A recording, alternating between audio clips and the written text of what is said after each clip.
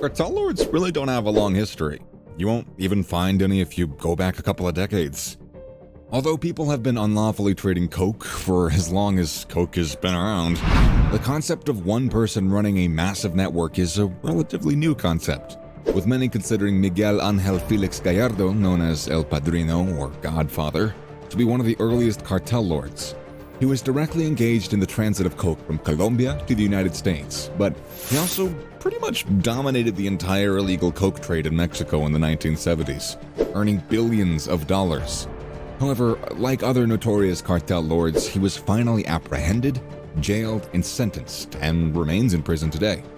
Joaquin El Chapo Guzman, a significant Mexican cartel lord who tormented the nation until several years ago, and was regarded as the world's largest coke trafficker, managed to lead the Sinaloa cartel, which is seen as the world's greatest and most brutal coke cartel, and was one of the more latest sensations in the cartel lord profession. He was originally detained in 1993, but he fled in 2001 and remained out of trouble until 2014. But he was imprisoned again only to then flee again in 2015, earning him just a little bit of celebrity. He was eventually apprehended in 2006 and remains in jail to this day. When his son was apprehended by Mexican forces in 2019, the Sinaloa cartel responded with such fury and wreaked devastation that the Mexican government really had no choice but to back down and recognize that the government could not battle the cartel, discharging the son. As previously stated, being a cartel lord can be a very profitable business if you can continue living. Escobar was alleged to have spent $2,500 per month on just rubber bands to supplement his income. Now, rats are believed to have consumed over $1 billion worth in notes, which is actually a possibility in a cash-only sector. El Chapo was a millionaire in 2009, according to Forbes, and is claimed to be the most powerful cartel lord in history, exceeding Pablo Escobar. Since these cartel leaders are conscious of the US's power, they don't straightforwardly run things in the country. However, the target markets are almost always Americans, so even if the cartel lords don't come into the country, their activity has a strong foothold. They use US cities as distribution hubs for their products. Our cartel lords, on the other hand, they change with time. They're beginning to realize that having billions of dollars in cash means nothing if your renown is so great that you can't get away from your opponents or the cops forever. Smaller divisions are already forming, which could lead to a more vicious struggle amongst the cartels. In this article, we'll be providing the 2022 list of the most wanted cartel lords, and what you're going to need to know about them. You won't get much information on this individual if you just look up his name. There are millions of results for El Chapo on Google. Unlike so many other cartel lords we've already discussed, Chen manages to actually stay undercover and not offer anybody a shot to apprehend him. He has sought not just for the widespread trafficking of heroin in the country, but also for enlisting juveniles in his criminal organization. We're looking forward to a day when Kenny is actually held accountable for his numerous crimes and terrible human being things he's been doing. Even the Mexicans are connected with coke cartels and narcotics trafficking in the United States. Only the top 2 people on our charts are Asians. Cipriano is just 23 years old and has lived in California at the time of his disappearance. He's thought to be a member of the Sinaloa cartel, which implies that he's now a dangerous person. As we've stated, the Sinaloa cartel is a violent cartel that has brutally ended the lives of a lot of people in Mexico. Rafael Quintero is among the world's most prominent coke barons, and despite being apprehended and later released, he's now one of the most wanted criminals on the planet, as old habits are pretty difficult to stop. Quintero established the renowned Guadalajara cartel in the 1970s with the main objective of supplying marijuana to the United States. He became one of the most sought criminals in the world after murdering a DEA agent, even though cartels rarely assault US federal police. He's also been sought for several other killings, such as that of an American writer, and was apprehended in Costa Rica before being extradited to Mexico to face justice. After that, he was condemned to 40 years in jail, and the drama looked to be about over.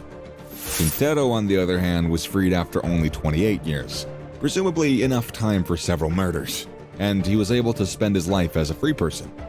The US, on the other hand, did not share the Mexican government's viewpoint, and pressed Mexico to issue a new warrant for the man, who avoided officials at the moment and has remained undercover since then.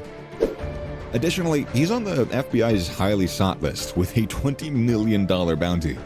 The biggest ever for just one dude, or single person, sorry, more professional. I guess in time we're gonna know if he gets justice or if he dies of natural causes, demonstrating that there really ain't no justice, or at least guaranteed justice. Ismael Zambada, who is 72 years old and still runs the Sinaloa cartel, is among the few remaining old-school cartel lords. El Mayo, who, as he was called, began his career as a farmer, before gradually moving into the illicit coke trade, trafficking tiny amounts of cocaine at a time, up to some few kilos at a period. Even though he's been on Mexico's most wanted list since 1998, he's constantly been able to evade capture. After Joaquin Guzman's imprisonment in 2014, Ismael El Mayo Zambada Garza assumed leadership of the Sinaloa cartel. El Mayo, on the other hand, has never ever been to prison and continues to remain at liberty even now. El Chapo's kid was discharged some few hours after his capture because the Sinaloa cartel wreaked devastation in Mexico, as we previously said.